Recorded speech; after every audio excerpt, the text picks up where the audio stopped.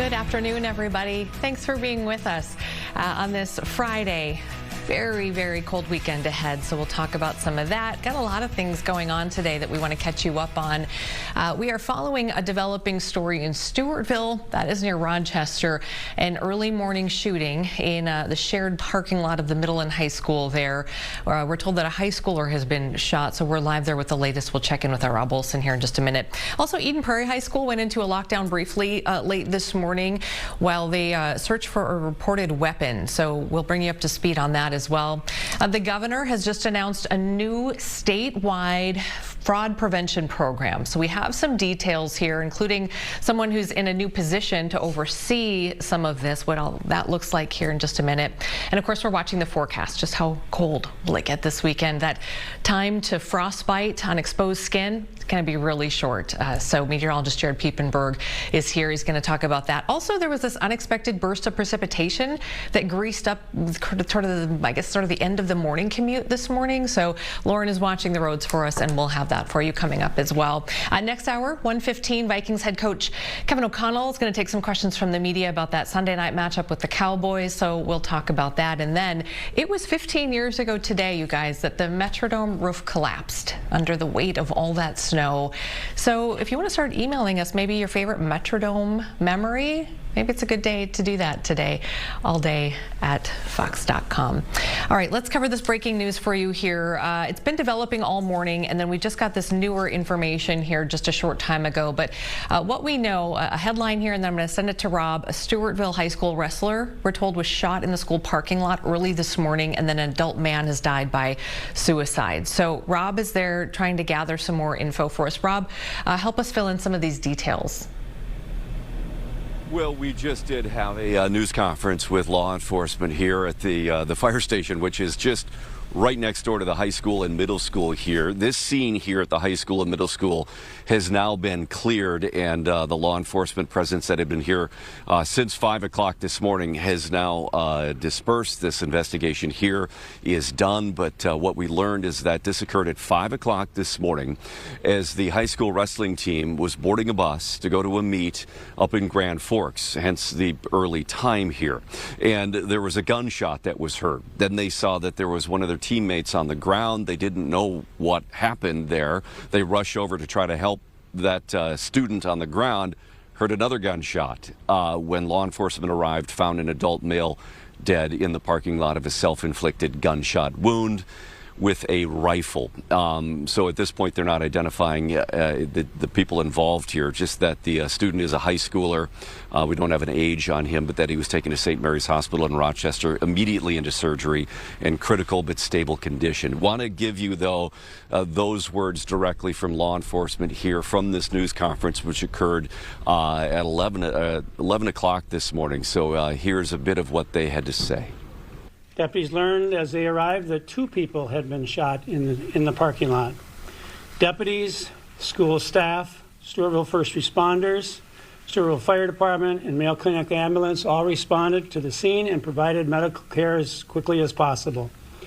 A juvenile male victim was transported to St. Mary's Hospital in Rochester by Mayo Clinic Ambulance Service and went immediately into surgery.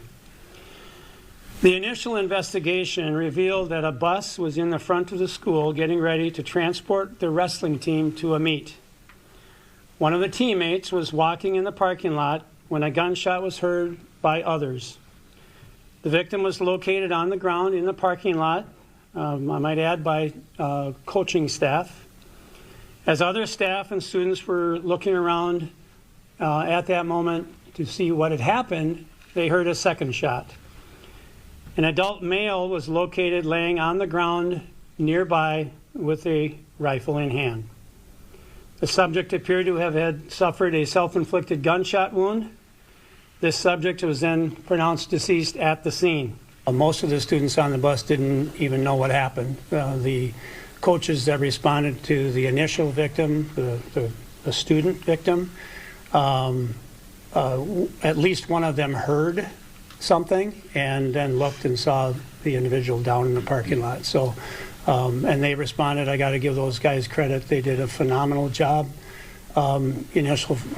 Clearly not expecting to do that. to render aid in that manner, but they did a phenomenal job, and then our deputies got on scene and did what they could, along with our fire department, first responders, and mail ambulance. I mean, you just can't give those first responders enough credit, but those coaches did a phenomenal job right from the get-go to help the juvenile victim and like I said, critical and stable. That's a really good report at this point in time from the hospital. Yes, but in terms of what continues on the investigation, they wouldn't say exactly that they are continuing to investigate, but again, the scene here at the high school is now cleared out. No school today, other activities through the weekend. They say that they will be informing people as they make those decisions about what else may be affected, and certainly then on Monday they'll make sure that they have support for the students here at the school. Now, we did ask about what's the relationship here between the adult male who was self-inflicted, deceased from a self-inflicted wound, and the juvenile, the high school student getting on the bus for the wrestling match, and they wouldn't get into those details. They did ask people, though, made a big plea here not to speculate. Don't start putting random speculation on social media, that they will get that information out when they can, but at this point, that's all that they're sharing, Amy. All right, Rob, appreciate that, and we'll continue to check in with you here throughout the next couple of hours and see if we have any additional information. But just to sort of reiterate, a really serious situation this morning in that area, very tragic, and hoping the best for that young man. Thanks, Rob. We'll talk to you in just a little bit. We are also right now trying to learn a little bit more about a lockdown at Eden Prairie High School this morning. It's since been lifted, and they're, from our understanding, still in a hold. So it was just before 11 o'clock that lockdown went into effect, and then about 30 minutes later, give or take, they did lift that lockdown, and then they went into a hold, which one example of that is that students can be escorted to a restroom if they need to. So police were able to lift that lockdown. School saying that all students and staff are safe, but we are waiting right now for any sort of an official update from Eden Prairie Police or Eden Prairie High School as to what exactly has been happening there. But again, just reiterating that all students and staff, we're told, are safe at this time in Eden Prairie. All right, we want to talk about our weather. This is going to be something that, we talk about the weather a lot. We love to talk about it, but this weekend we really need to talk about it in terms of how to keep yourself, safe, frankly, because temperatures are going to be dangerous if you are not prepared. Yeah, exactly. We have one of our cameras on White Bear Lake, and there's two anglers out there. They set up their hub, and they're like walking around. I'm like, it's gonna get so much colder while they're out there fishing right now. Okay, Amber and I saw them and we were looking. We're like, is that what we think it is? Yeah, I mean, it's because we're at the warmest part of the day, and over the next few hours, even while I'll be on here for the next hour and a half, temperatures are going to fall here shortly. So it won't be long. We're so close to that connection with the cold air, and but it's one of those weekends where it's going to be. It's memorable in the aspect. It potentially could be the coldest weekend of the whole season. That's how cold it's going to be. So it's kind of like we usually get like one or two of these really bitter cold snaps. It's not very often the Twin Cities say sub-zero, and we're talking December. It's early in the season. So. I know, and coming off of kind of our context here, which is really, really warm fall, and then even into November. So it is a little. But you're right. This is It's part of what we do here. It is. That's why it's dangerously cold. But I mean, most true Minnesotans and people who have lived here a long time, they're like, all right, I know how to get through this. How about frostbite? And I know we're going to check on some numbers here. You want to talk us through, because that's, I think, a big thing for folks who may not know. Maybe you're new to the area, or the way I describe it, if you're not around here very often, it's when you go out and you're running your errands and you're just like, you park mid parking lot to go around and get groceries. That little bit of air movement's like biting at your skin. It's like, that's how dangerously cold it is. So you can get frostbite so quickly out there. So I mean, we're talking like 5 to 10 minutes out and about. You're like, oh, I gotta go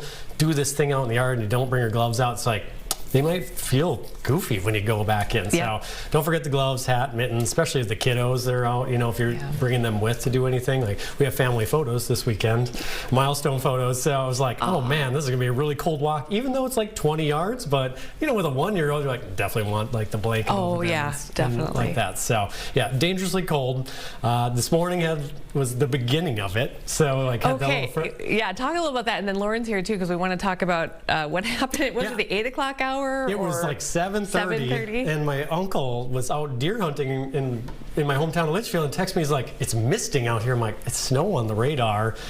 Cody and I got looking into it, and it was like these little pockets where the precipitation couldn't turn into snow.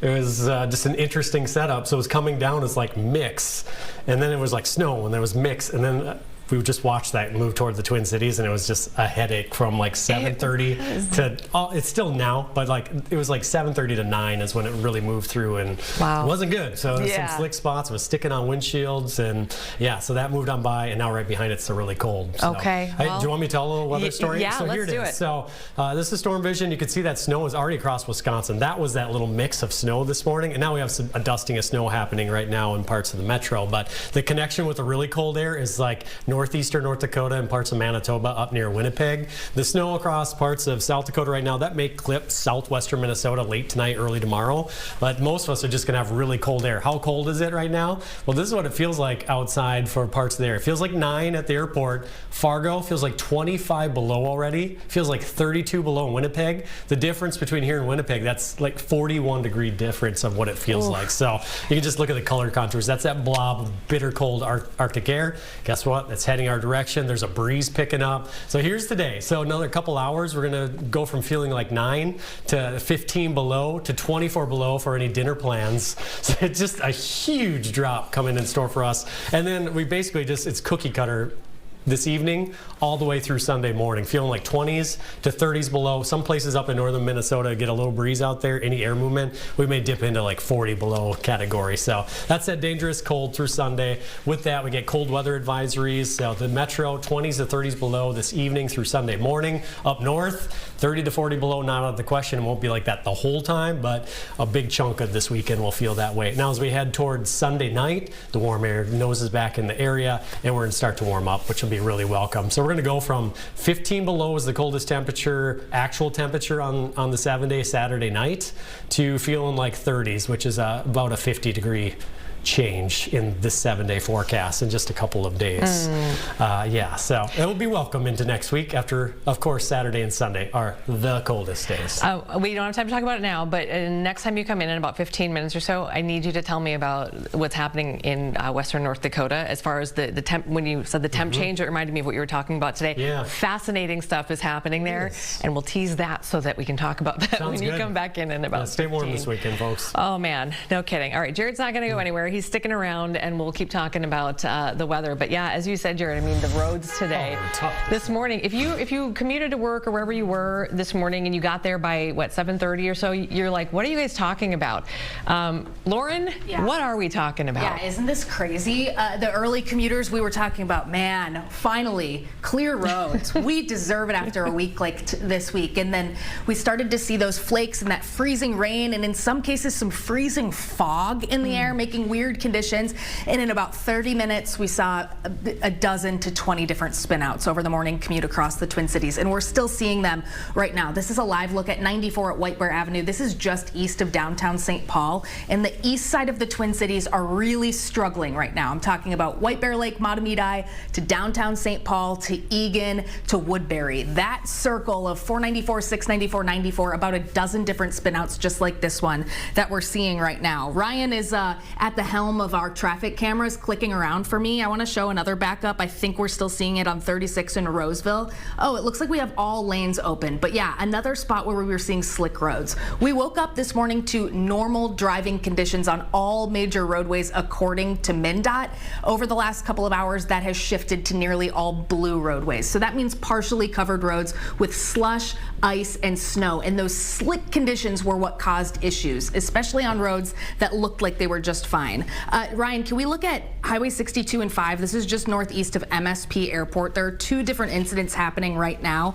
We're really struggling on ramps. I think people might be taking ramps a little bit too fast this morning. You're right in the area, Ryan, but it's causing some big backups across the Twin Cities. And as Jared just said, snowflakes starting to fall in the north. Oh, this one cleared. That is great news. We had a huge police presence here from a couple of vehicles that hit the sidewall and then got stuck in the middle of the road, which happens. One vehicle during the 11 a.m. hour almost slid off of a bridge in downtown St. Paul and Spaghetti Junction. So those bridges, overpasses, anywhere over a waterway, and really those ramps and tight turns are causing some big issues. So expect brake lights headed into the afternoon. And really, Amy, this is what I've been trying to say all morning on our traffic. Now is the time to prepare your car for an emergency if something happens. Get the emergency kit, the blankets, water, a phone charger, and the other thing, we got to start driving with a full tank of gas. That's advice that I need to take too. But when the gas hits half tank, time to fill it back up in case something happens. Because when a lot of incidents happen like this, it takes longer time for police and tow trucks to get to the scene. So in some cases, we saw people waiting on the side of the road for over an hour today. Yeah, and it's such a good reminder because in the age of cell phones, we just go, I got a phone. Yeah, I don't need that. But yeah, you're absolutely right. And also, if you spin out or if your car, heaven forbid, that phone, who knows where it's going to end up in your car, and if you have access to it. So back to the basics. Yeah, that kit, you know. You had a really good conversation with the sheriff this week who reminded us stay in your vehicle when those things happen. I know there are great emergency kits you can buy where you can get like a high visibility vest, you can get some little flares, some little orange cones to put on the side of the road if something crazy like that happens. But I saw a lot of people trying to dig themselves out on the side of the road today, and you don't want to do that, especially when slippery conditions was what got you into that situation. Other drivers, they hone in on that, and then, you know, cars just go where your eyes go, and it's just not good. Also got to protect our folks who are responding to all these things as well. Really, and they were out in full force today. They're getting those accidents cleaned up quick. So shout out to all of them, and it was a cold morning to be responding to those. Okay, well, I'm glad you're here to keep us up with it. At first we were like, oh, there won't be, oh yeah, there will be. Actually, it should be a traffic day this afternoon. Turned into a traffic day. Who knew? All right, thanks, Lauren. We're going to take a quick break. We'll be right back here on All Day Live. More headlines for you.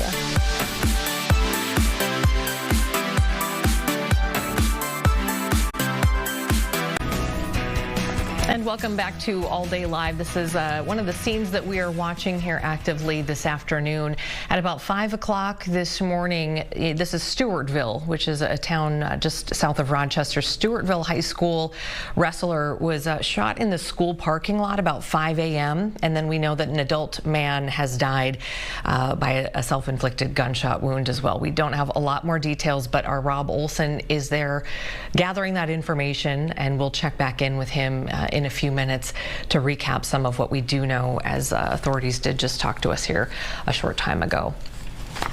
All right, let's talk about some of the things that we are looking at in sports today. Over the weekend, of course, later next hour, we're going to hear from head coach Kevin O'Connell of your Minnesota Vikings as they get ready for the Cowboys. But there are a lot of other things that we want to talk about. So we asked Pierre Nugent if he would stop by, and sure enough, the guy said yes, and we appreciate it. I know you're so good about that. I appreciate days off. You've often joined in, so we call you a friend of the show for sure. Thank you. Let's talk about the Minnesota Wild. A lot of people know that you cover, basketball. You love soccer. I didn't realize just what a hockey nut you are. So I love this. The Wild, huge win last night. Tell us about that. Yeah, great win last night against one of the top teams in all of the NHL, Dallas Stars. I mean, back wins now for the Wild. They're in stretch now, Amy. 4 straight at home and 7 of 8 overall. The next 7 of 8, I'd say 6 and 7 now after last night's game, will be at home. So a real opportunity for the Wild to take advantage of this home schedule. Great game last night. You saw Marcus Johansson just step up like he has been all season long. 2 goals on the night for Marcus Johansson. Matt Boldy with a goal as well. 2 assists for Vladimir Tarasenko. A great back-to-back wins for Minnesota after they had lost 2 in a row, but they have responded well. They're hoping to keep that momentum going. Matinee affair tomorrow in St. Paul as Minnesota gets set to host Ottawa. Should be a good one in that one as well. Planning to be on that game, at that game tomorrow. So if you see me out at what is it now? What do they call it now? Grand Casino Arena. That's what they call it. I know. They call it Grand Casino Arena. You see me out there, come say hello. I should be at the game. I have to stop and think about it too every time. What is that name again? They weren't supposed to be Dallas, were they? I mean, Dallas is intensely good. I mean, Dallas is no question about it. Dallas is one of the top teams in the league, and they have been over the last handful of years. But I mean, with the way that Minnesota has rebounded from a poor October, Minnesota has looked like one of the best teams in the league since the start of November, and they have continued that momentum into December. So as good as Dallas is, I don't know if I'd go as far as to say that they weren't expected to beat Dallas, but they certainly showed that they can be a team to be reckoned with in that result. A 5-2 win over Dallas is nothing short of impressive. So a lot of kudos and flowers need to give to the Wild at this point for how they've carried that momentum since the hot start in November. They haven't really let their foot off the gas going into December, so kudos to the Wild. All right. Before we talk about Wolves and Vikings, just wanted to really mention quick, Gopher women's volleyball. Great season, made the Sweet 16. Tell us a little bit about, I'll make you deliver the bad news. Yeah, Sweet 16, they did get ousted by the top team in the country, #1 Pitt. They had 3-1 on in the Sweet 16. It's a situation where you're kind of shrugging your shoulders, like, what are you going to do? You just run into a team that has been the best team for the majority of the season. So credit to Minnesota for getting as far as they did. Getting to the Sweet 16 in women's volleyball is absolutely an accomplishment. Mm-hmm. There's talent across the board in women's college volleyball. I think it's something that is not talked about often enough, how competitive that sport is and how much talent has been infused into that sport over the last decade plus. So credit to Minnesota for getting as far as they did. Sometimes you just run into a better team, and that's what happened against Pitt. Yeah, Keegan Cook took over a few years ago, and clearly the trajectory is this is the first Sweet 16 since 2022. So clearly they're headed in the right direction, and that is really important. All right, let's talk about the Timberwolves. We've got the Warriors tonight. What about Steph Curry? What do we know about? There's an injury that we're kind of keeping an eye on, right? Steph Curry's been out for the last couple of weeks with a quad contusion. However, it is being reported that he will return to the lineup tonight for the Warriors. So it sounds like Steph Curry will be in the lineup when the Wolves take on the Warriors tonight. So yeah, expect 30 to be back on the court. I'm sure that's music to Timberwolves fans. They're so happy that Steph Curry is going to be back just in time for the time. Well, if you want to be the best, you got to beat the best, right? So we'll go with that. And this is let's see, 9 p.m. So this must be out on the West Coast. Unfortunately. A couple of things that we also need to make mention from that game too, Amy. Draymond Green, Al Horford are not expected to play tonight for Golden State. Anthony Edwards is on the injury report with right foot soreness. He's listed as questionable for tonight's game. Mike Conley will also not play in tonight's game with right Achilles soreness. So Mike Conley not going to be playing tonight for Minnesota. Does that open the door perhaps for more possibilities?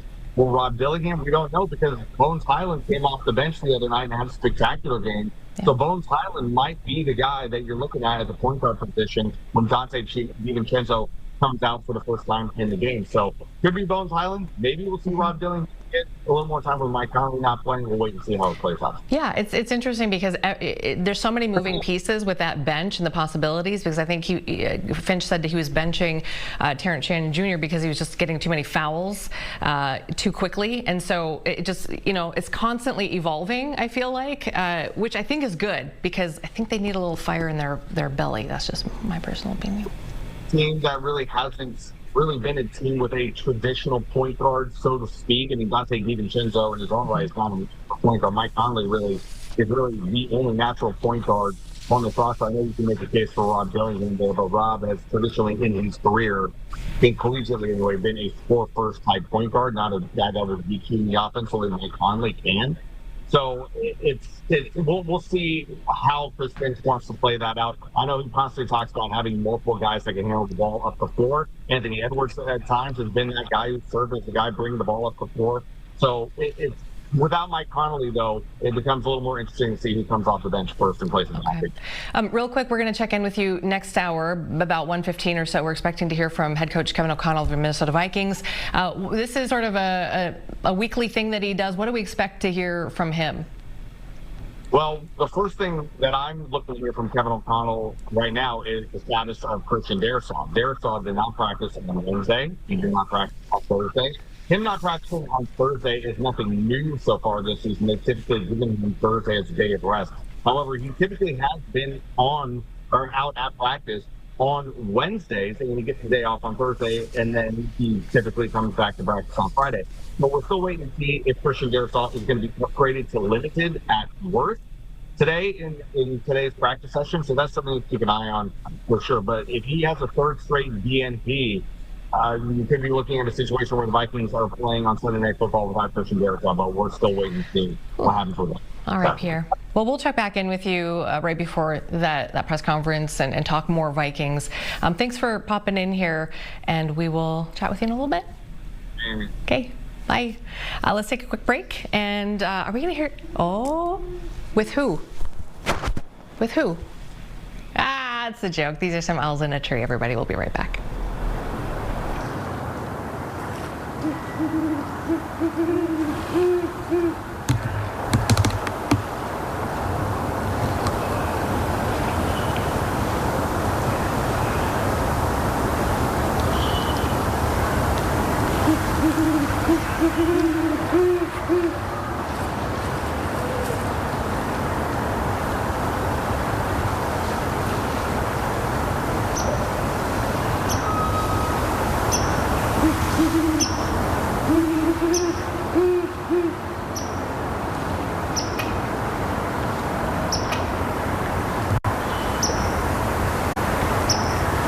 And thanks so much for being with us here on All Day Live. It is 12:30, and we want to get you caught up on some developing news that we're following south of Rochester. Stewartville High School wrestler shot in the school parking lot this morning. An adult man has died by suicide, and we want to check in with our Rob Olson, who has more details for us here. So, Rob, bring us up to speed on what we know.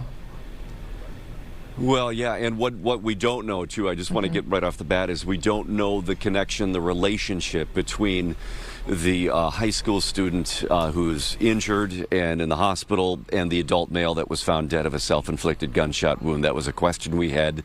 What is the relationship here? And they are not saying that here at this point. But we do know that it was at 5 a.m. here in the parking lot of the high school, which is connected to the middle school in Stewartville, when the high school wrestling team was boarding a bus to head to a out-of-town meetup in Grand Forks, hence the early departure here, when most of them were on the bus. Heard the sound of a gunshot. They saw then one of the teammates on the ground here in the parking lot, rushed to help, not knowing exactly what was going on. There was another gunshot heard when deputies got here then from the Olmsted County Sheriff's Office, found that adult man deceased, self-inflicted gunshot wound with a rifle on the parking lot as well, and at that point then, of course, then locking down everything, and that investigation ensued here. Everything is cleared out here on the scene now, but of course no classes today, activities tonight. There's some basketball games that have been canceled. They said if there's any other effect on other activities, they will let people know here, but for today, nothing, because this scene here was still a scene until maybe an hour ago or so. But again, one high school student injured, critical but stable at St. Mary's in Rochester, and an adult male deceased, self-inflicted, and emotional certainly for both law enforcement and the school district officials. And here's a bit from the news conference they had a short time ago. Our condolences go out to everyone here behind me that they represent. Sorry, it's emotional. This incident has impacted far more than just the families involved, obviously, but we do care so much about them and how we move forward with them from this point forward. We ask everyone here and everyone out there watching to honor and respect their privacy and support them, because this will be a difficult time moving forward, clearly. The impact and the space and giving them their space and the process to be with their family and friends is critical at this point in time. Yeah, so you can see there from the Olmsted County Sheriff, again, the emotion there with him, his department, and the school district officials there. The superintendent spoke to us for a little bit, too, just talking about the impact here on the school, that resources, of course, will be available to people on Monday. They said there's kind of a mixed thing here, where this happening on a Friday, it doesn't impact, then, of course, the weekend. They don't have to worry about classes until Monday. But then again, they say the best thing for students that are impacted by, because they know people, is that for them to be together. So they want to make sure that they have that support of each other too as this goes forward. But again, one student injured, stable but critical. We don't know, again, the nature of the injuries. We asked, where, physically was he hit? They wouldn't get into that, just that he's critical and stable. Surgery at St. Mary's in Rochester, and an adult male deceased, self-inflicted, but again, unknown at this point, the relationship between those two. Amy. All right, thank you, Rob. Yeah, a small community. We were just looking at Stewartville's about just under 7,000 people, so a relatively small community here. Obviously, a very, very hard morning for so many there. Thanks, Rob. We'll check back in here in just a few minutes. Appreciate that report. All right, we want to also talk a little bit about the weather, because that is what a lot of people are frankly talking about. We have temperatures this weekend that we haven't seen yet. Not that we don't see them here in Minnesota ever, but it just feels like, oh, already? We're here. I know, it's kind of like late January, early February, to be like, oh, one of these weekends, and now it's like, oh man, this seems like our weather changed so fast after such a warm fall. I know it. So what are we looking at? I mean, temperature wise, and then also wind chill. Cold wise, I mean, doesn't get a whole lot colder than this. We're tapping into that Arctic air sliding on into the area. So tomorrow, a big chunk of the state is going to stay sub-zero. I thought we'd talk about, like, you could watch that cold blob up in Manitoba and parts of Ontario here. This is just going to slowly slide down to the south and east. You can see how that just kind of impacts the whole region, the northern plains, upper Midwest. So that's tomorrow afternoon, staying sub-zero, and then that quickly slides off toward the east. And watch the western parts of the Dakotas. They get this nose of the warm air, which will eventually move into our area. And then as we head, this is Sunday, so the cold air, we're still there. It's 2 below in the afternoon. And then that warm air slowly moves into the upper Midwest. So Bismarck 28 on Monday, be like, all right, but 52 Rapid City, that's a west wind. A west wind in the western Dakotas comes off the Rockies all the way out there. And watch Bismarck 46 on Tuesday. So they're going to have like this huge swing in the temperatures. Well, we'll get in the 30s, but I mean, they're going to be 10 degrees warmer than us. And we were talking about the Chinook wind is what it's called, the snow eater.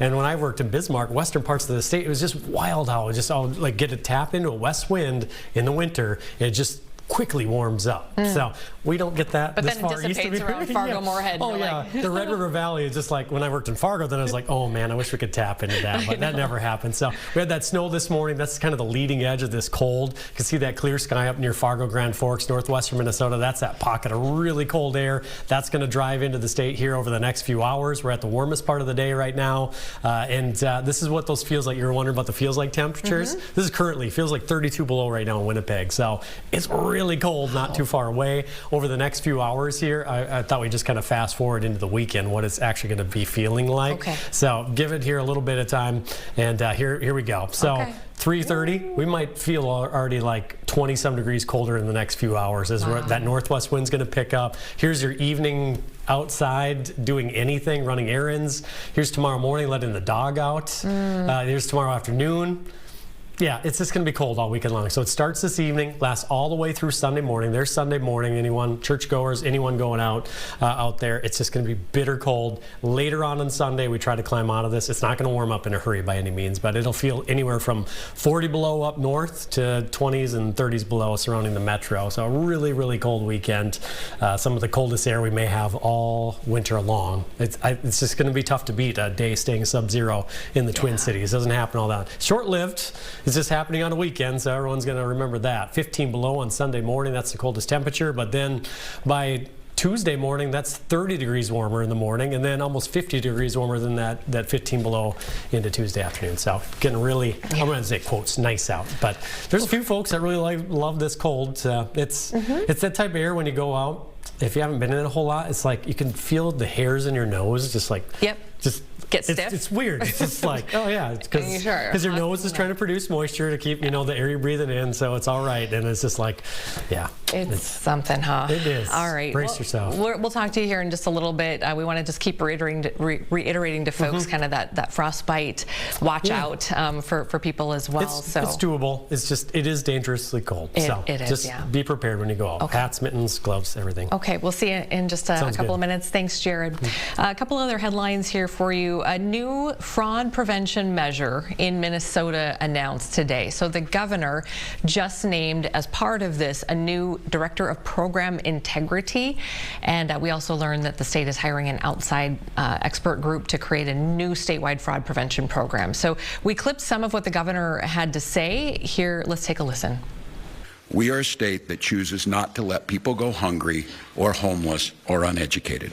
However, that generosity has been taken advantage of by an organized group of fraudsters and criminals. Minnesota's longstanding high standards of integrity of public funds go hand in hand with a culture of generosity. You can't have one without the other.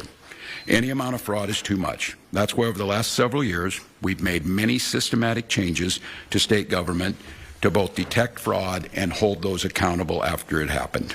Year after year, we brought new ideas to the legislature to stay ahead of the evolving tactics, and they are evolving. AI poses immense challenges in the fraud space.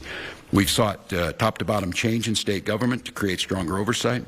We leveraged outside experts. We modernized technology and hold criminals accountable. And we're building on that work today. I'm announcing today that Tim O'Malley will be the Director of Program Integrity. No one has any tolerance for fraud. It's a widespread problem in Minnesota and across our country. It erodes trust and must be addressed head-on. Minnesotans deserve to know that their tax dollars are being put to good use, and they deserve to know that they can trust our public institutions. We have work cut out for us to rebuild that trust. The point of clarification, while I'm honored that Governor Walz has asked me to assist in combating fraud here, know that I'm not here to serve him. I'm not here to serve any individual, and I'm not here to serve a political party. I'm here to serve Minnesotans. And also, we heard Governor Walz talk a little bit about all the national attention on Minnesota and the Somali community here, especially some of the messaging coming from President Donald Trump and the state's Medicaid program. So we want to play you a part of that as well. The piece in this, as it gets so politicized with what the president did, of those who have no experience in this, don't understand it, or saying they would have done better, they have no concept of where that was at. After an event like this happened, should you have done better? Yes. Like we said, are there things you learn from that? Yes. But keep in mind, these state agencies have been running for decades, for centuries, and much of this has never been done, had never been put in before. Now, are there more criminals now than there were at one time? I don't know. How much got missed over time? We may find audits that turn up how far back they go, but I think you're going to expect, it's been going on for a long time.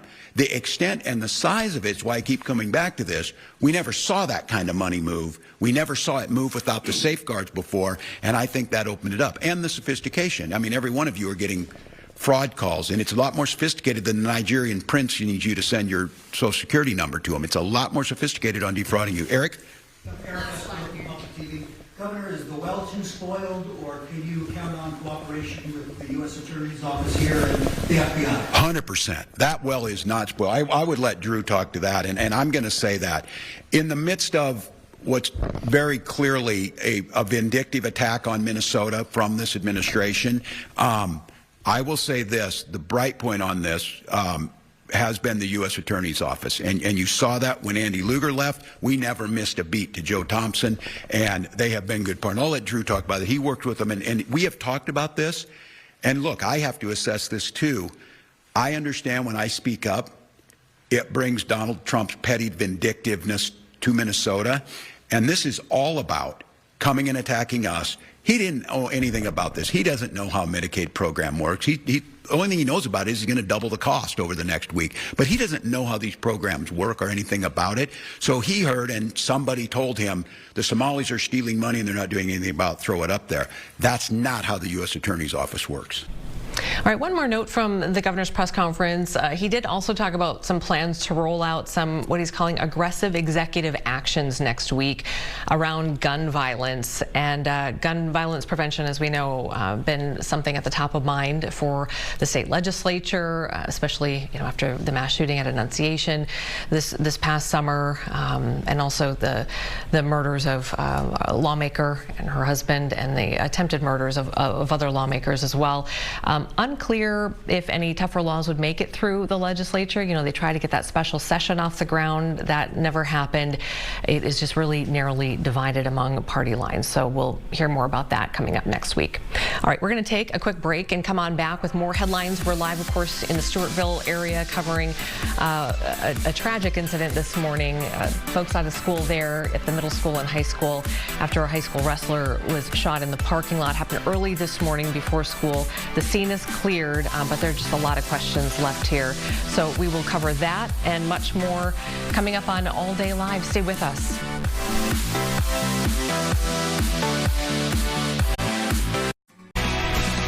And welcome back to All Day Live. Top of the hour here, 1 o'clock. We wanted to go back to one of the top stories that we are following today, and it's happening south of Rochester in the community of Stewartville. Our Rob Olson is there now, and Rob, we don't have a lot of details, but the details we do have are really, quite startling, shocking. A really difficult day for folks there in the Stewartville community.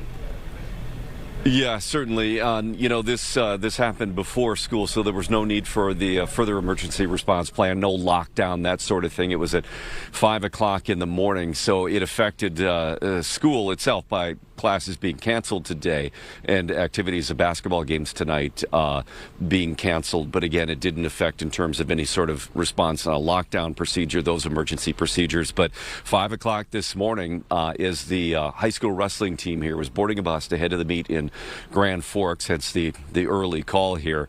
There was one of the teammates walking through the parking lot. Other teammates report hearing a shot. That high schooler then was on the ground. He was injured by a shot. They heard another shot. Then when deputies got here, an adult male, a deceased self-inflicted gunshot wound with a rifle on the ground. They're still not revealing or still investigating the relationship between that adult male and the high school student here. The sheriff telling me that they're still trying to figure out why that adult male was in the parking lot, and again, the nature of the relationship. They did mention there's families involved in this, affected by this, that are cooperating here with the investigation. A pretty lengthy news conference from the sheriff, Olmsted County Sheriff Torgerson, at the fire department here in Stewartville a short time ago. Here is a portion of that now. Deputies learned as they arrived that 2 people had been shot in the parking lot.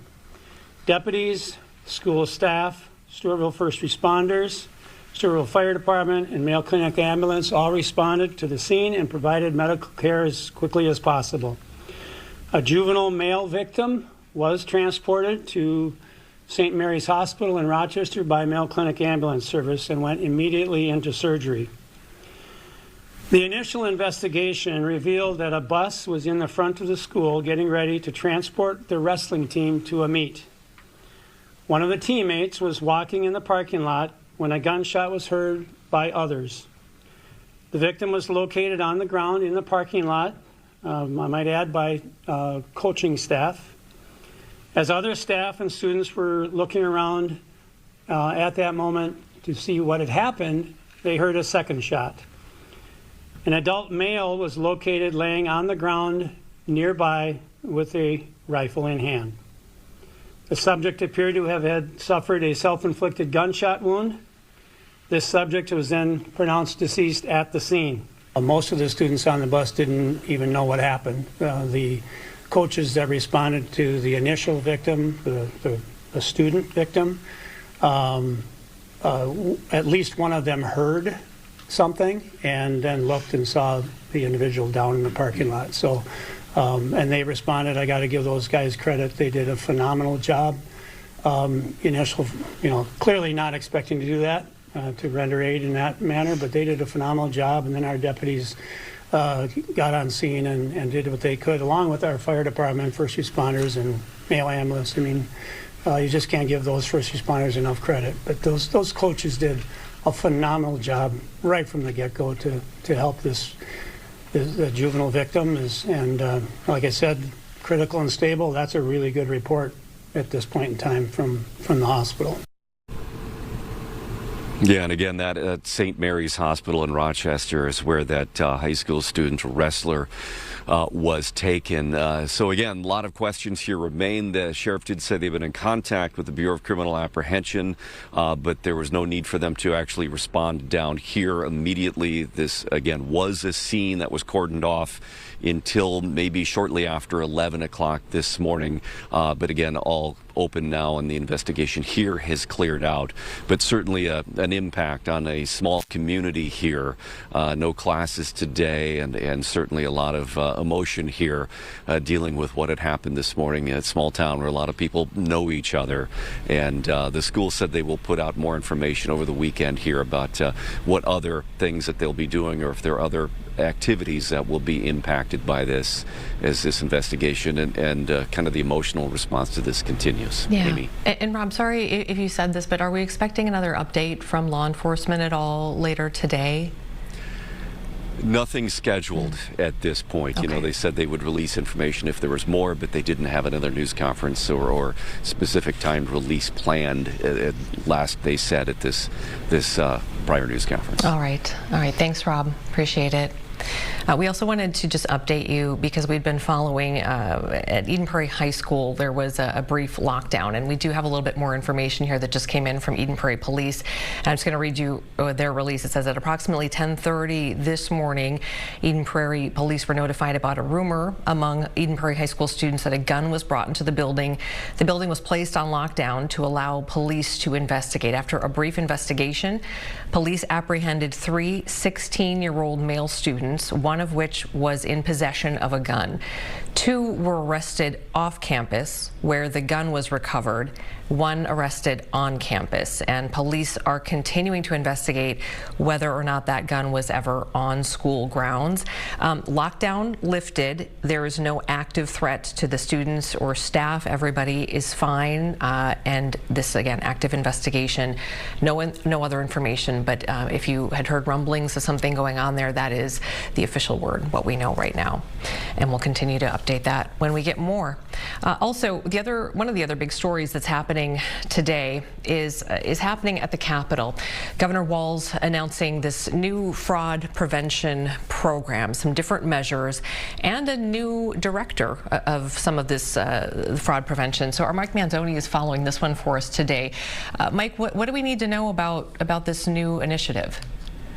So this, the fraud in Minnesota, the housing stabilization fraud, Feeding Our Future, the autism program fraud, all the many fraud cases that we've covered over the last several months and years has kind of become a national talking point. President Trump has put a focus on it in recent days. And so the governor is responding to a lot of the criticism that he's gotten for that. People have blamed him for it because a lot of it happened on his watch. And we should point out that he did take responsibility. He did say that he ultimately is accountable, and so that's why he made an announcement today about a new head of program integrity that's going to be led by a man named Tim O'Malley, who is a former FBI agent and BCA superintendent. He's going to oversee an office that's going to kind of coordinate fraud prevention efforts throughout the state government, and they're going to be working with an outside firm, a third-party firm called Waypoint, and they're basically forensic accountants.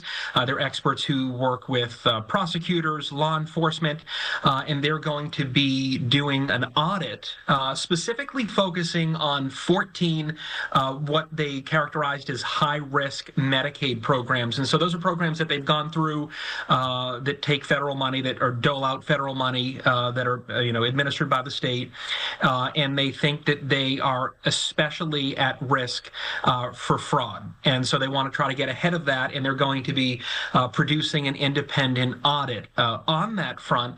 Though he is appointed by the governor said that the idea of this is for him to kind of, Tim O'Malley, the new head of program integrity, to kind of run an independent office and to, call his own news conferences when he sees fit, to call out the governor himself if he finds that, there was something that, should have been caught and wasn't by the governor's office, if the governor's office, did not do something that it should have done, or with any other state agency as it relates to fraud. As you can imagine, the Minnesota GOP is already responding. The GOP chairman said that this is a direct quote: more bureaucracy and zero accountability. So Republicans are seeing this as kind of too little, too late. But when we asked the governor, kind of why now, why weren't all these measures in place, last year, 2 years ago, 3 years ago? He said, and I'm paraphrasing his remarks, that you kind of learn a lot, as you go along, and you kind of find things out on the back end, unfortunately, after the money's already gone, and it's difficult to claw that back. But he said you kind of effectively learn more in hindsight. And so now that we know that there were issues, we are kind of taking steps now to address it. But Republicans are seeing this as just, as they've said, more bureaucracy. And they don't think that this is kind of enough, and that it's, effectively too little, too late. Again, the governor did accept responsibility. He was asked that many times throughout the news conference, and he said that, ultimately it is something that happened, most of it anyway, on his watch, and he does take ownership, and he said that this is kind of the next step to try to root out that fraud. He also pointed out, as did many of the other officials, that we're probably going to see more of it as they work to kind of review payments and double payments, double billing, or whatever it may be that was not done appropriately. When they do all that, they will find more cases of fraud. So we're very likely to be hearing more about that, in the coming months and years as they kind of go through this. Yeah, it definitely. I heard the same thing from the legislative auditor, who's the one who does all the audits and found a lot of this fraud, saying that it's not necessarily new fraud, but there's still a lot that's going to come out about fraud that's already taken place. So thank you for the latest on that, Mike. Appreciate it. We'll look forward to seeing more from you a little bit later this afternoon. Thank you. All right, let's take a quick break here. Come on back, because we got to wait for Kevin O'Connell, who is going to be giving a live press conference here shortly, and we want to bring that to you, see what Coach has to say as we head into a Sunday night primetime game with the Cowboys. Ooh, it's going to get cold out there. It's starting already. Hope if you're in there that you're bundled up and you have what you need. All Day Live continues after this.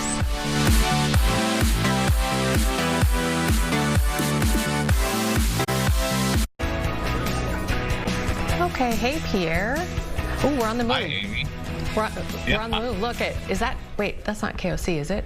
No. No. Okay.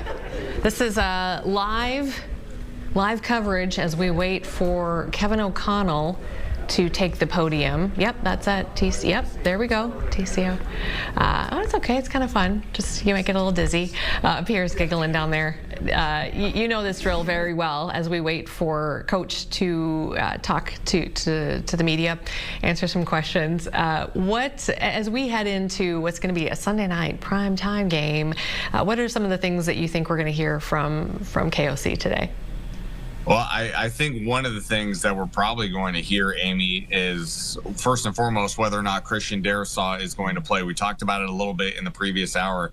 Christian Darrisaw was a DNP. For those who don't know what DNP means, that did not practice Wednesday, did not practice Thursday. So that's certainly a trend in the wrong direction. But if he is upgraded to at least limited in today's practice session, then there's a chance that Christian Darrisaw will play on Sunday, and the Vikings will certainly need him against the Dallas Cowboys. Yeah, so size up the Cowboys for us. What do we need to know? What are their biggest threats?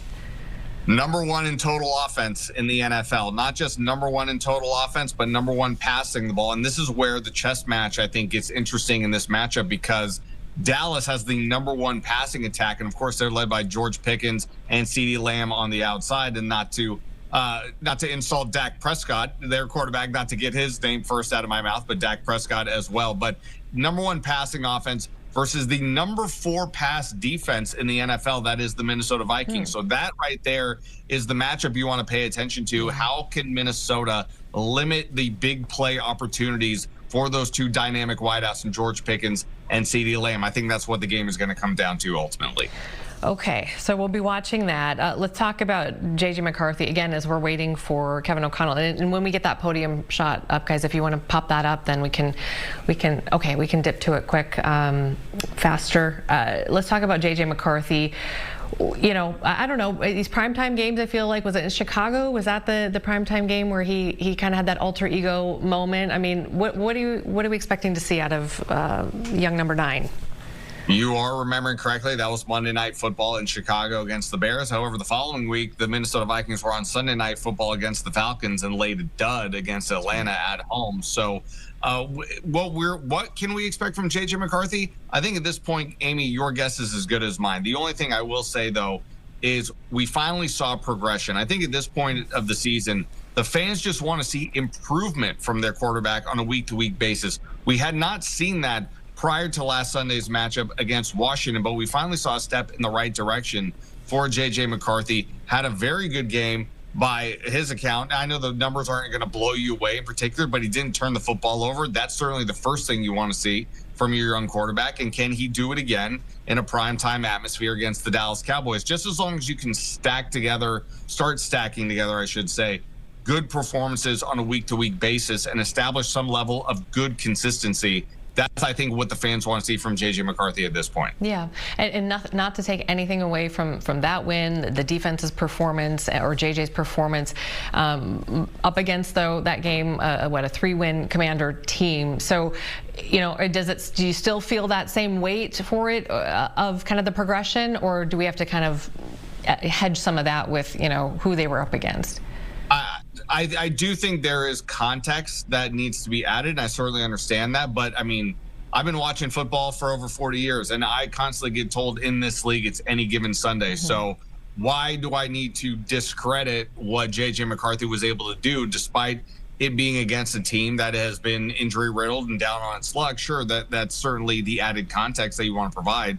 But I don't think that, you know, limits or takes away from what J.J. McCarthy was finally able to do, because all the weeks prior leading up to that, we had not seen good quarterback play. We just wanted to see something that was consistent and gives your team a chance to win. We got that against Washington. So now I'm supposed to kind of downplay it because it was against Washington? I'm not going to do that. No, the kid needs to put together good performances, and he was able to do that, and he should get credit for being able to do that. I don't care who it was against. Mm-hmm.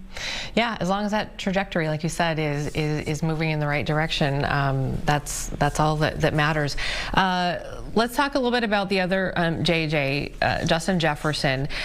Do you know if we heard from him at all this week, or did you happen to see him speak at all? Or what? He spoke yesterday. I did not get a chance to listen to what he said. I didn't either. Kind of give us, though, I mean, coming off of the last couple of weeks, there's been just talk around, you know, how's he feeling? How's he doing? And again, we're waiting for KOC to take the podium. Oh, that looks like is that the practice indoor practice field? That's the indoor practice field, yeah. That's a different look. We usually take them in that kind of sterile press room. Anyway, as we wait for KOC, so yeah, my question about Justin Jefferson, you know, what do we make of kind of what's going on with him? Well, certainly Justin Jefferson is arguably the most talented wide receiver in the league. There's no question about it. I mean, it comes down to either him or Jamar Chase. I mean, you might be able to, spot a couple other guys that belong in that conversation as well. But there's no question that the numbers are what the numbers are with Justin Jefferson this season. I know that's got to be frustrating for him. He didn't speak with reporters after the game against Seattle. That's not really typical of what we see from Justin Jefferson. But he did speak with reporters after the game against Washington. He was all smiles because he got the win. And even though the numbers are down, Justin Jefferson, make no mistake about it, is all about winning. And if he has 2 catches for 11 yards, but the team won the game, he doesn't care. He wants to come out and win football games. That's where the frustration might come from. I don't think it's so much the numbers and the production isn't there for him, and that's not really his fault if we're being completely honest. The frustration comes from a lack of winning. He's in the prime of his career. He wants to be on a team that is a winner. That has not been the case this season. Justin Jefferson is about winning. It's not about can he go out and get 100 yards every single game. I'm sure he would love that. There's no question about it. That certainly goes well for, the bonuses and all that stuff, and the contract situations moving forward, the numbers, you get to point to those numbers and say, look at my production. But Justin Jefferson is about winning, and they haven't done that this year. That's where the frustration comes, and it's not just him. There's frustration across the board of how this season has gone. This is not the type of season the Vikings had envisioned at the beginning of the season, not just for Justin Jefferson, but for J.J. McCarthy, this offensive line. It really has been a tough year for this team. Speaking of that, what do you think discussions are looking like around the front office as far as, what do we need to make? Actually, you know what? Hold that thought. Here he comes. All right, let's let KOC talk here. Thanks, Pierre. Are you going with your Santa sport coat again? Your Santa Claus sport coat? Good choice. All right, quick injury rundown. We'll just have 2 players questionable. Ty Chandler still in his ramp-up period. Had another good week. We'll kind of get together as a group and determine his status for tomorrow, but he'll go in questionable. And then Christian Darrisaw got a limited practice in today, and we'll see how he feels coming off of today. But other than that, won't have any other designations for the game. Excited for this opportunity. Looking to our team to consistency has been the word that we've talked about. Have not stacked 2 performances together completely as a team yet this year, and obviously another good week of practice. Our guys are in a great mindset, and we're going to need it going down there Sunday Night Football, Dallas Cowboys, with obviously them being a very talented team, well coached. Shotty does a great job. Flus on the defensive side, so got our hands full, and we need to play well and need to stack a couple weeks here together. Kevin, it sounds like Jordan Addison is fine for the game. Just what happened with Nothing really happened. Just the product of kind of normal December football kind of soreness, and he's just been limited a little bit here and there, but won't have a designation for the game. Yes. Kevin, talking about the stacking games, and even JJ's questions last night. Do you have a pretty good sense of what he's having during the week for what he's what? Sunday? Just like the stacking and like just what you said about during the week. Yeah, do you have a pretty good sense of what needs to happen? Yeah, I mean, I would say yes, just because, his process has been pretty consistent. But to me, it's about continuing when he gets in the games to operate as he does in practice, or as he, may have had a rep in practice where he learned from. Can we apply those things in the game while we're still doing nothing more than just doing his job and pitching and catching and running the show? And that's what he did last weekend, depending on the down and distance, what personnel grouping we're in. All of those things are for the flow of the game, but his job, whether he's in there with 4 tight ends and a back, or he's in there with an extra lineman, or he's in there with all receivers, job doesn't change. It's just about simply doing his job with the details of what he worked so hard during the practice week to make habitual for him, and then making that come to life in the game, and that's what we're looking for. What is your respect level for him? Oh, a ton. I mean, I think it leads the league in passing. You see him will that team to wins. Obviously, they've got a lot of talent around him on that offense, but just his makeup, the way he leads, the way he there is a sense of belief that they're going to go out there and win every game because of how he operates and the standard he set not only for himself, but that he sets for that team, and others follow. So I couldn't respect Dak Prescott anymore as a person, and more importantly, just as a quarterback in this league for a really long time. Came to the league as a 4th-round pick.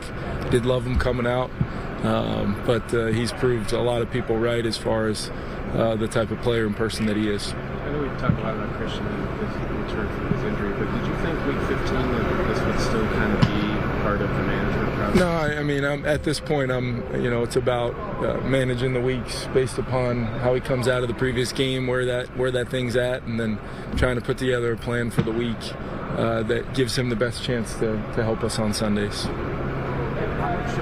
much different is their defense with him?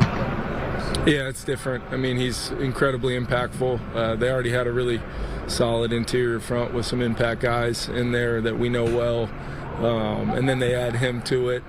Gives them great depth, but it allows them to put a grouping on the field where they're, there's not a lot of doubt on what they're attempting to do. Get 5 one-on-ones, disrupt the run game like crazy. You've seen it.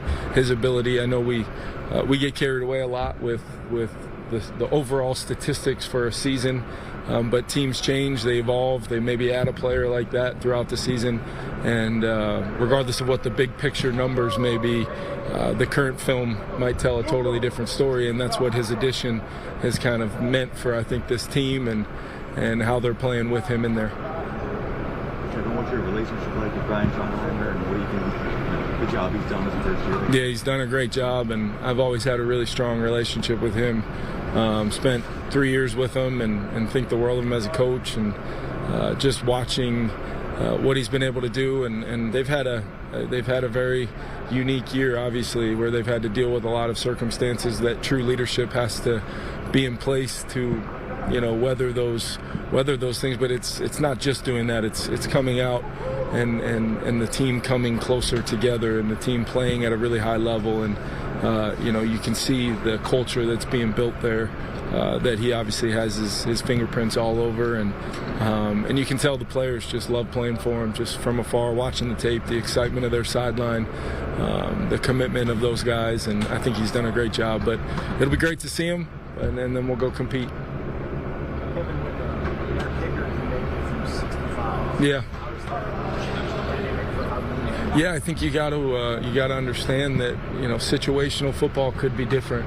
How you handle the end of the first half could be different, because between the dynamic kickoff and maybe one of the best returners in our league, and then the fact that they're a player to, even if you handle that play well, there are 1 or 2 DAC completions from giving him a swing at it, and you almost have to look like any time left on the clock, he's going to get a swing at it, and he's probably going to make it. He's made a lot of them, and I don't know what the exact numbers are of the longest 10 kicks of the past few years, but I'm sure he's got his fingerprints all over that list. So you got to, your decision making. I've, already talked to Ryan, just about, kind of where we're at with our charts and how we're thinking about things, and obviously Flo and Matt Daniels as well, as so we can be in total understanding of why we're handling certain situations that we are. But he's a weapon. The fact that we're even talking about this right now shows you that he's a weapon in the football game. When you combine that with the fact that you're taking touchbacks out to the 35 now, how much does that change things just in terms of it's not that far if you take a touchback or being a field goal and the kicker's going as from as far out as he is? Yeah, they've got a heck of a combination. If you think about it, a great returner and a kicker that can, kick it from, probably outside the building and have a chance to make it. You've got to either decide, can we execute maybe a unique kind of kick, to try to see if you can, which Will's done a few times this year, where we've, forced the touchback to the 20, and because he can, either hit a certain kind of kick or try to play the game with the returner of where he's going to kick it. You got to try some things, but more than likely you've got to cover down and make sure that you can turn it into a momentum play for you, where if you can get that returner down, anywhere inside the 35, it's a win for that group on that D&D. And now the defense has got to go out there and make sure there's no let up, because, like I said, one completion, it doesn't even have to be a chunk play, and he's probably taking a swing at one. Last couple. Thank you, everybody. Thanks.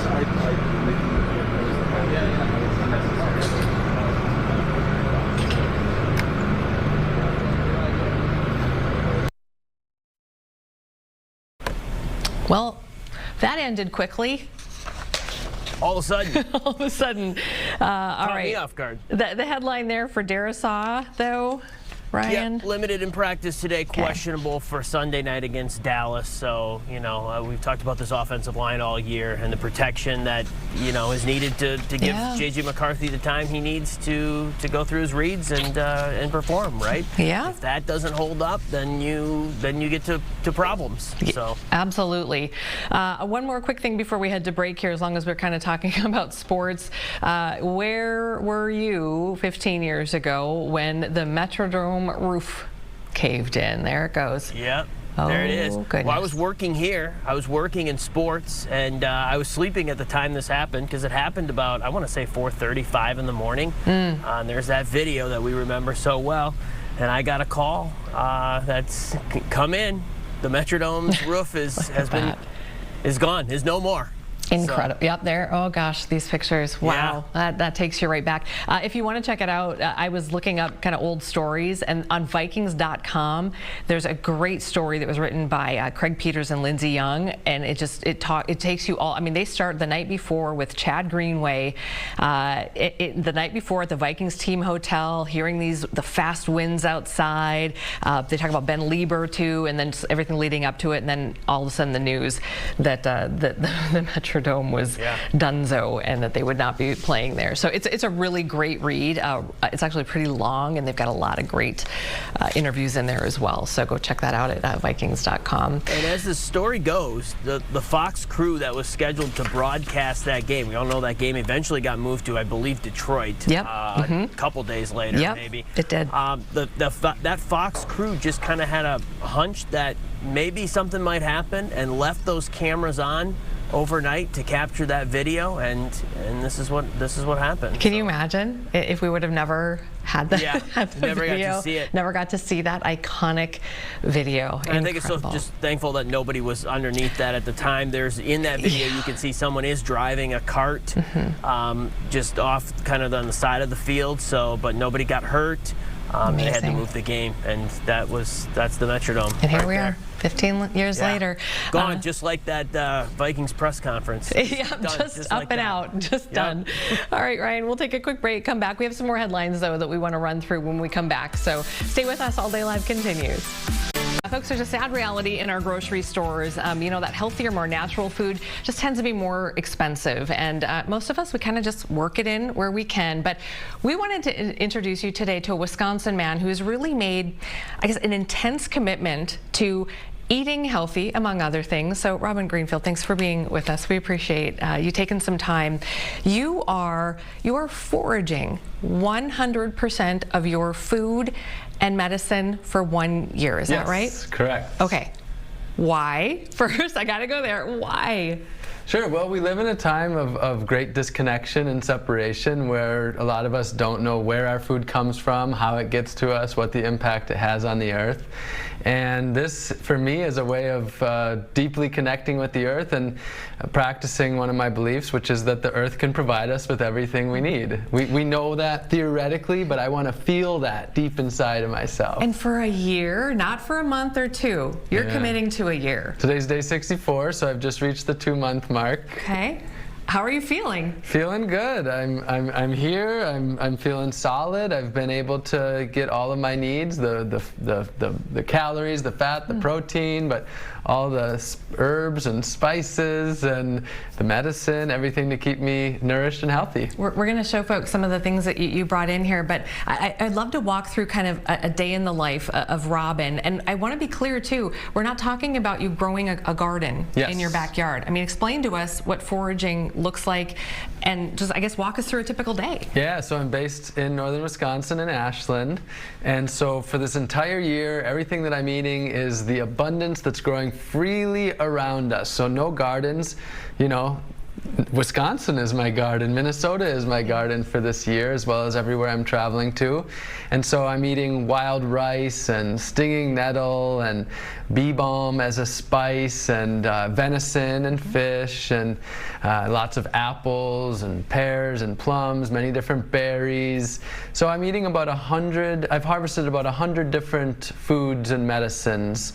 I gave myself 3 months to prepare, from July 1st to October 9th, and then October 9th was the first day of the year. Tell us a little bit about the preparation, because I think as we're heading into sub-zero temperatures, people are like, well, how is he going to get through the next couple of months? But you've been thinking and preparing. Yes. So the key to living off the land here in the Midwest is that we have real abundance, spring, summer, and fall, and you need to harvest that abundance. So that's canning and dehydrating and freezing and room temperature, some things store at. And so, yeah, I've stored away a good amount of food. I'll be totally honest, I'm also going to be taking a trip to Florida in January so I can have some warmth, because I always, from a young age, I've loved to be in warm places. Nice. So I'll do forage there? A little Florida foraging as well. But I have, you know, it's a Wisconsin diet primarily that I'm eating. Okay, so you're not, and maybe you are, do you think this is for everybody, some people, a lot of people, or you're kind of in a cool situation, a unique situation where you have the environment to do this, right? Are you saying like we should all kind of do this to some extent, or? Yeah, no, my objective is to show that another way is possible. Show and educate about this abundance that we live in. Yeah. And so by no means do I think everybody should forage all their food or grow all their food. However, we do live in a place, whether you're here in the cities or you're in the countryside, where there's so much of the most nutritious food on earth that's growing right outside of our doors, in our, you know, in our schoolyards, our churchyards, in the medians between the street and sidewalk, our public parks. Everywhere there's food and medicine. And so I do want to turn people on to that, because we do have a lot of food insecurity. Right now we have issues with, you know, the budget for SNAP being reduced, and there really is so much really delicious and nutritious food growing around us. So for those that want to know that, I want to be able to be here and share that it's possible. Robin, do you ever just want, though, like a quarter-pound cheeseburger? I mean, you're still human, right? Yes. Does that taste bud ever come up and go, but cinnamon rolls? That's your vice. Okay. Yeah, the most challenging thing is me and my mom had a really nice routine that we would go to the Ashland Baking Company, and we would get some really nice sweets together, and I do miss that nice activity with my mom. Do you think that'll be the first thing you eat after a year, or you think you'll keep this up?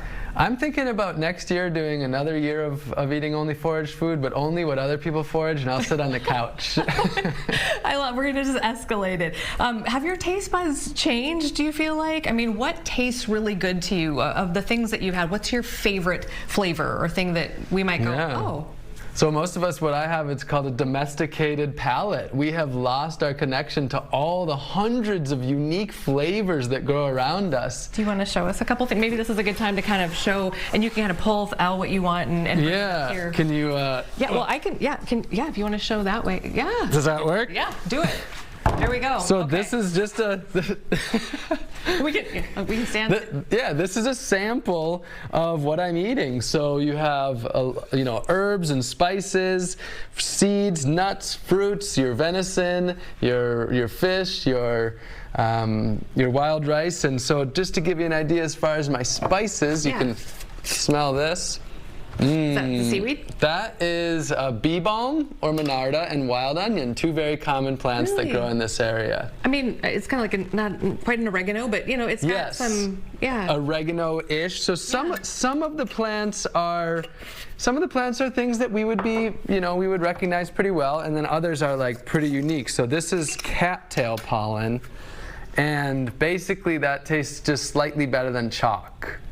It doesn't smell bad though. I mean, I can see the chalky kind of. But it's a superfood. Yeah. There you go. And so, do you, when you're eating this, I mean, are you going to monitor your body and your health throughout this, and kind of say, you know, I'm here. Like, are you getting full? Like, I'm as a mom, I'm worried about your calories. I know you said you're getting enough, but nutrition-wise, do you feel like you're getting everything you need? Yeah, so I did blood work at the beginning, and I'll do blood work at the end. I'm also tracking my gut microbiome. So, you know, again, I'm testing this idea. Can the earth provide me with everything that we need? And I can feel that physically, but I also am doing those tests so that I can satisfy the curiosity of a lot of people to see if I'm able to do it. What would be a good starter if somebody was like, yeah, I can't go all in on this because it's just not practical for me? How could they start? What are some things in our own, here in Minnesota or Wisconsin, our yards, or where we could just start to do a little of this? We really do live in a land of abundance. There's dozens of plants that are easy to identify, that don't have toxic lookalikes. This is my worry. Totally safe. The toxic piece of this too. If you go and pick a mushroom or something and you're not supposed to eat it. So mushrooms, mushrooms, for example, there's 15 easy to identify mushrooms like chanterelles and hen of the woods and chicken of the woods, that giant puffballs that are easy, and there's no toxic lookalikes.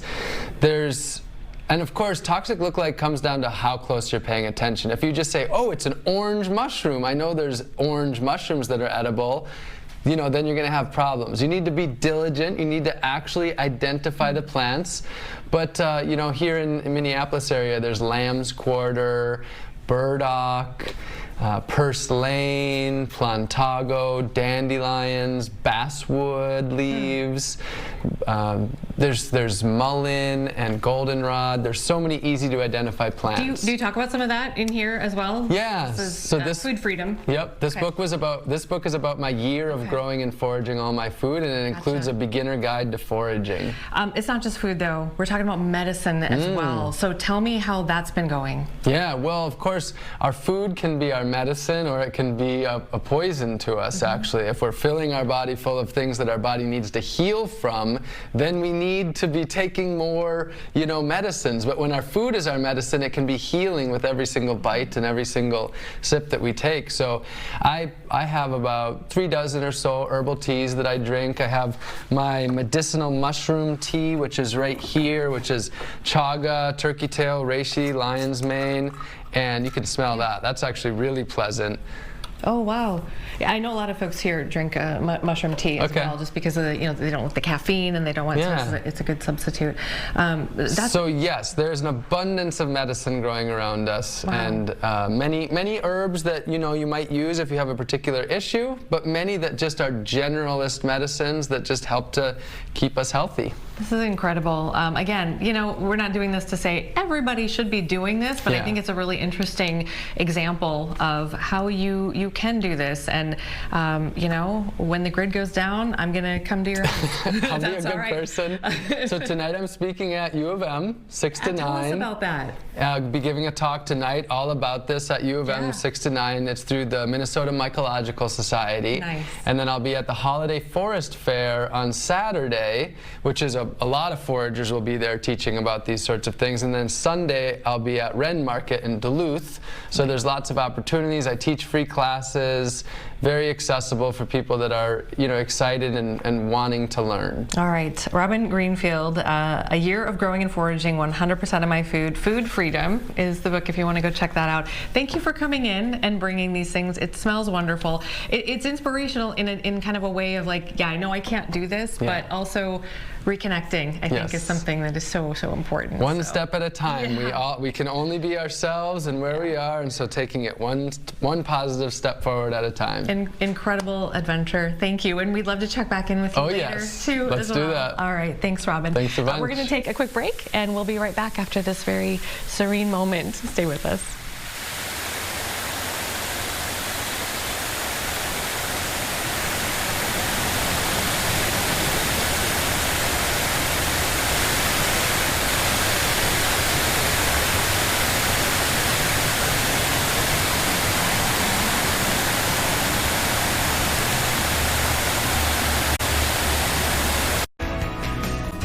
And welcome back to All Day Live. We want to take you back down to southern Minnesota now, where we've been following some developing news since early this morning, and then received some more details just before noon. Just a tragic situation in a middle high school parking lot is where it happened. Rob Olson has been there since this morning trying to gather some information and has the latest on what we've heard from authorities. Yeah, an ongoing investigation, sure, is what the sheriff said, but the scene here in front of the high school and attached middle school in Stewartville, that was cleared shortly after 11 o'clock this morning, but there had been an ongoing investigation since 5 a.m. until about 11 o'clock this morning. But the situation is this. The call came to dispatch at 5 o'clock. The high school wrestling team was boarding a bus to go to a meet up in Grand Forks. About 40 coaches and students or so. They say most of them were on the bus already. One of the teammates was still in the parking lot. There was a gunshot. They saw that this teammate, a high school wrestler, down on the ground. The coaches rushed to help him. And shortly after that, heard another gunshot. When the deputies here, the Olmsted County Sheriff's deputies arrived, found an adult male deceased, dead on the scene, on the ground, with a rifle, a self-inflicted gunshot wound with a rifle. Now, the sheriff says they're still investigating exactly the dynamic between the adult male and the student, what the motive was here, what their relationship was here. He did mention, though, that there are several families. There are two families. The family of the high school student who's at St. Mary's Hospital in Rochester, critical and stable condition, and the family of the adult male who says that they have been cooperating with their investigation, but they are facing a tragedy, a sudden loss of a family member as well. Emotional, too, for the first responders. Here's a bit of what the Olmsted County Sheriff said this morning. Our condolences go out to everyone here behind me that they represent. Sorry, it's emotional. This incident has impacted far more than just the families involved, obviously, but we do care so much about them and how we move forward with them from this point forward. We ask everyone here and everyone out there watching to honor and respect their privacy and support them, because this will be a difficult time moving forward. Clearly, the impact and the space and giving them their space and the process to be with their family and friends is critical at this point in time.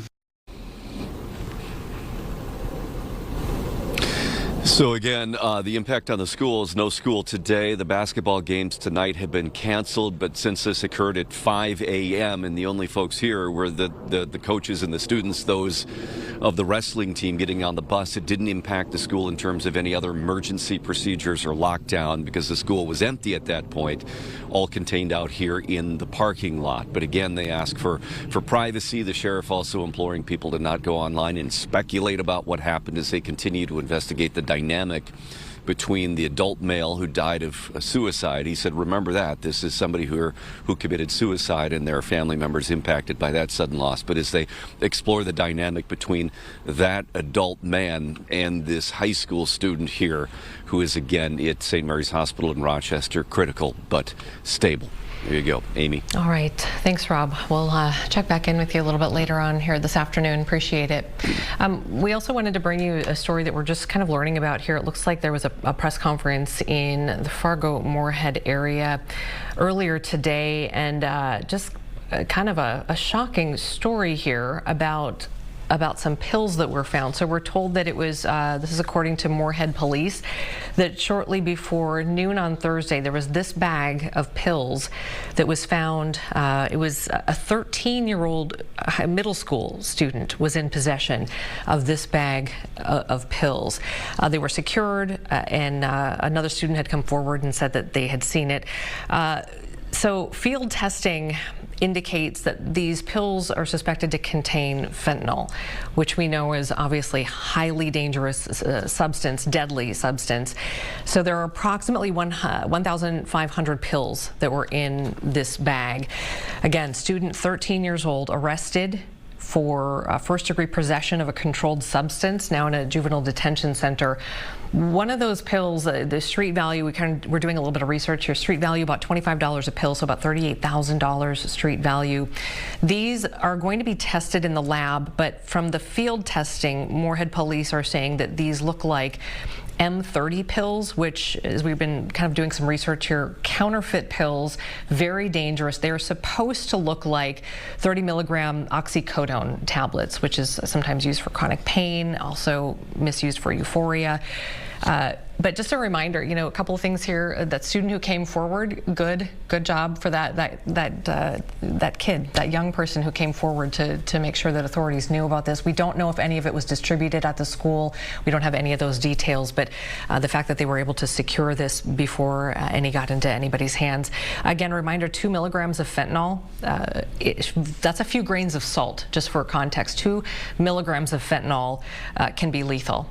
And then they believe that was laced. Those pills were laced with fentanyl. So that is happening in the Moorhead School District, and we'll stay on top of that as well, as that is terrifying to see that kind of thing going around anywhere, middle school particularly, 13-year-old in possession of that.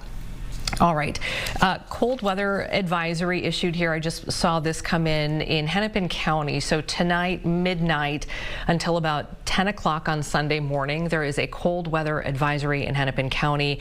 There are some warming options that they've put on the Hennepin County website that you can take a look at. Some resources there for folks to just stay warm. It is going to be dangerously cold if you're not prepared for it. Jared Piepenberg's been telling us about this, and he has a little bit more for us here in his forecast. Let's take a listen. Interesting day in store for us here as we look out over Eden Prairie. This afternoon, temperatures already starting to fall across parts of the region. The bitter cold is very close. The Arctic air mass is just to the northwest this morning. We had that little band of snow, a little wintry mix slide on through, creating some hazards with travel. Now that wave is well off toward the east. We had a little bit of misting occurring just behind it, but generally now our weather, we're going into talks of the bitter cold as that wave's pushing on by. Up to the northwest is where that connection with the cold air is located right now, kind of where that clear sky, big blob of cold air, stable air mass just up to the north. Now where that transition zone is from the cold to some warmer temperatures, some of that warm air is riding over the cold, producing some snow.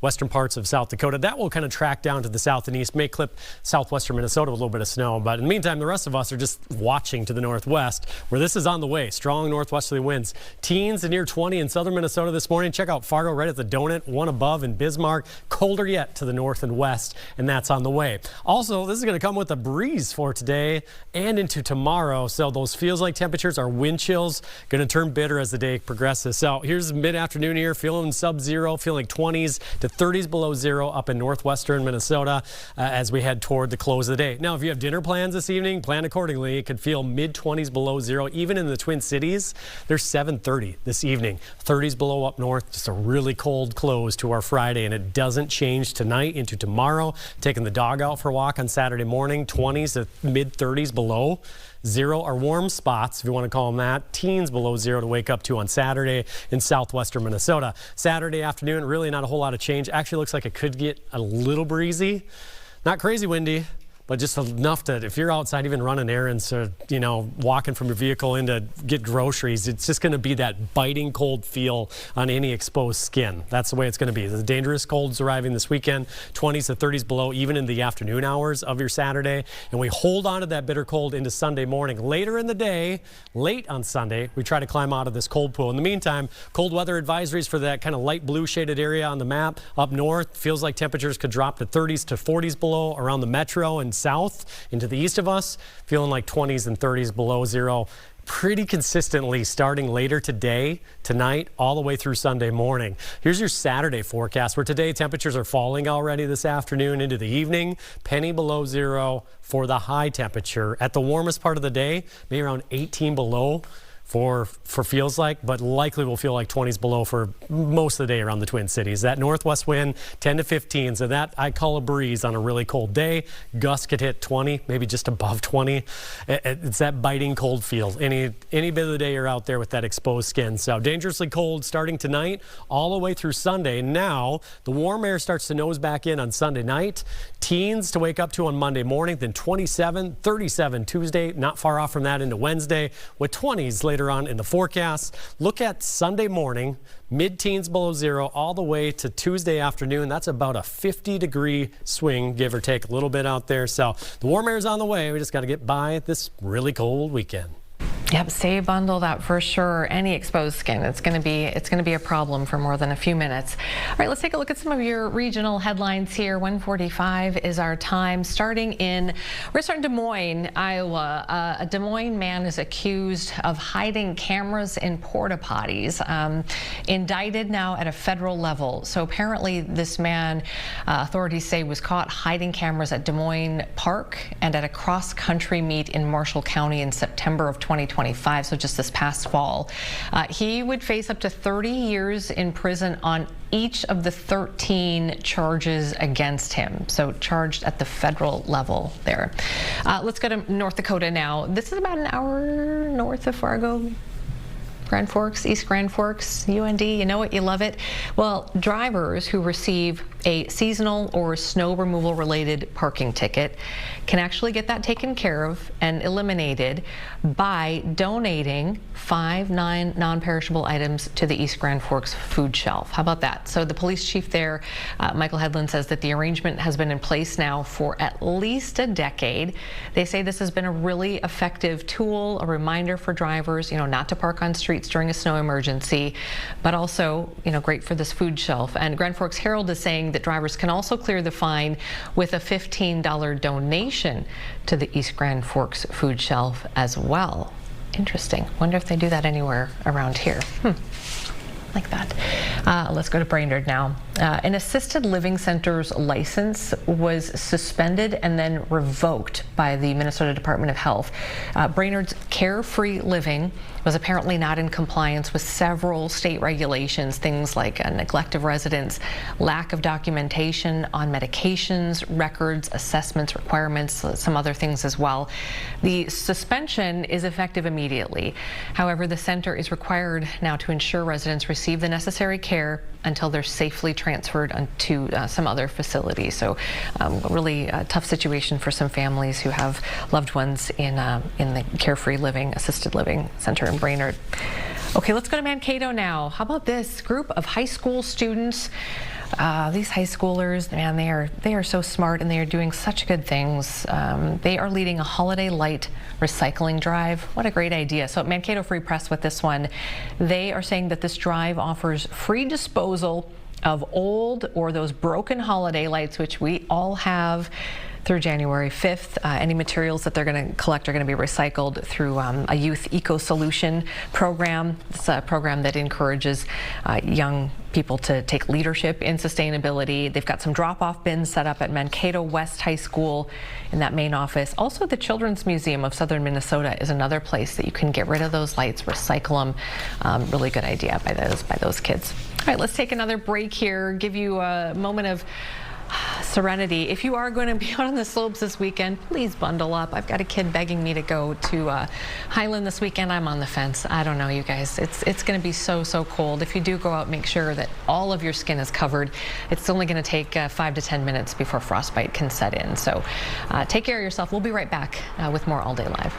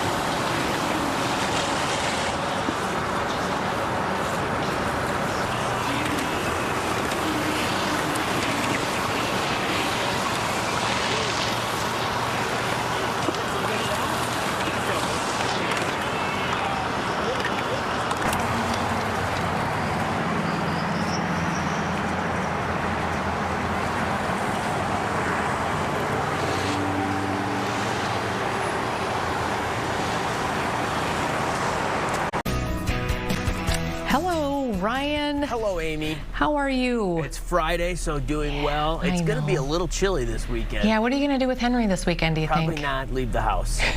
Just stay inside. How's that going to go over with Henry? Is it going to be okay? We'll probably make it till about 11 o'clock on Saturday morning. It is one of those tough weekends, right, where parents are like, well, what am I going to do with my kids? If they're older, of course, they've got their devices and they'll be just fine. But it's the little ones who get antsy, and it's harder to figure it out. You can't quite explain to them that it's too cold to go exactly. out. So, yeah, I know it. One of the things that we've been kind of looking at this week, you and I talk a lot about subscriptions for different TV or streaming services and just how we mostly grumble about it. But this news came out this week that starting early next year, so just within a couple of months here, YouTube TV is going to be offering what they're calling these skinny bundles, 10 of them. These are tailored on like genres, right? Is that what this is? Exactly. So this is kind of what people have been asking for, right? So right now, YouTube TV, you kind of have to buy the whole pack. You do have to buy the whole pack. We have it, and every month I'm like, we got to get rid of this. Yeah, and it started when it was like $40 a month, and everyone thought this is great. Now it's up to $82.99. If you want 4K, that's an additional. I know, Kara's jaw just went.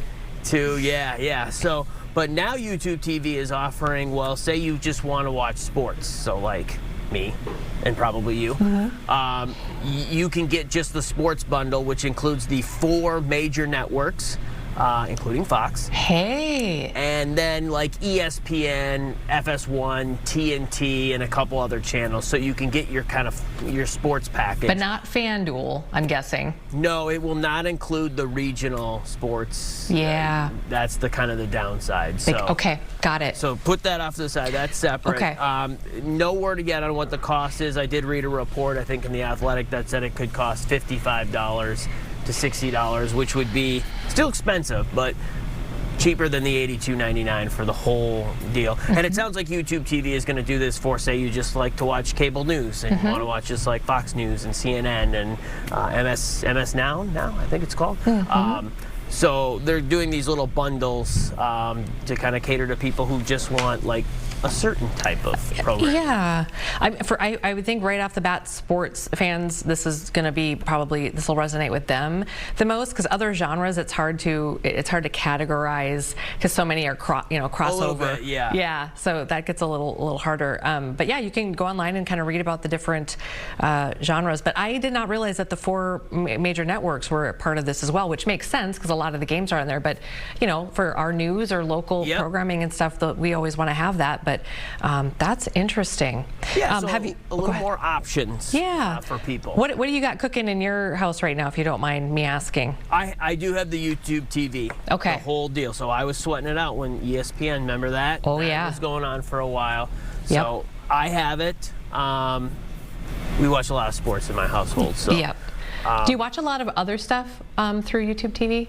Not really. Yeah, see, we don't either. So this would be perfect for me. This would be something that I would do. Yeah, because I don't watch a lot of, let's say, Bravo or, a random TLC movie here or there. TLC, yeah. I love those shows. I really just watch Fox 9 and Fox 4. Of course, that's I know. I it's just streaming in your pocket all day long. You're just walking around. That's all I do. So. Yeah, I know. We got about like a minute or so left here, but yeah, this is great for folks. Another good option. Someday soon, hopefully, Ryan, we'll get to the point where we're not paying out the nose for. Well, but then you still, as you kind of pointed to, you still have to get the regional. You have to get FanDuel. You have Prime Video has a lot now. So you can get FanDuel through Prime now, Amazon Prime. I don't know if folks know this. I just did that. So in that way, you don't have to go through, like I had to go through the app, and then it was just like a weird thing where I had to mirror it on my TV. Now on my Amazon Prime, I just log in and then go to FanDuel, and then it pulls up right there. And I find it a smoother like user experience as well. So just a little tip for folks. It's not cheap. I mean, it's still. But if you watch your Wolves and your Lynx, it just keeps going year round. You just keep going. Great programming there. It's hard to switch channels now too, because it's like, wait a second, this is on Peacock. This is on. I know. Paramount Plus. I mean, there's so much, and it's just so subjective based on what you want. And then maybe it's different than what your spouse wants or your kids want. So we're all paying way too much. It's a step in the right direction, Amy Hockert. Yeah, I like it. All right, here we go. We're gonna take you to the weekend here. Have a great one. Bundle up, stay warm, and we'll see everybody back. Look at this. Wait a second. This is a massive elf on a shelf. But isn't this the world's largest Elf on a shelf? It sure is. I thought it was AI. It's not AI. This is real. Scottsdale, Arizona. Man. Love it. Leave you with this.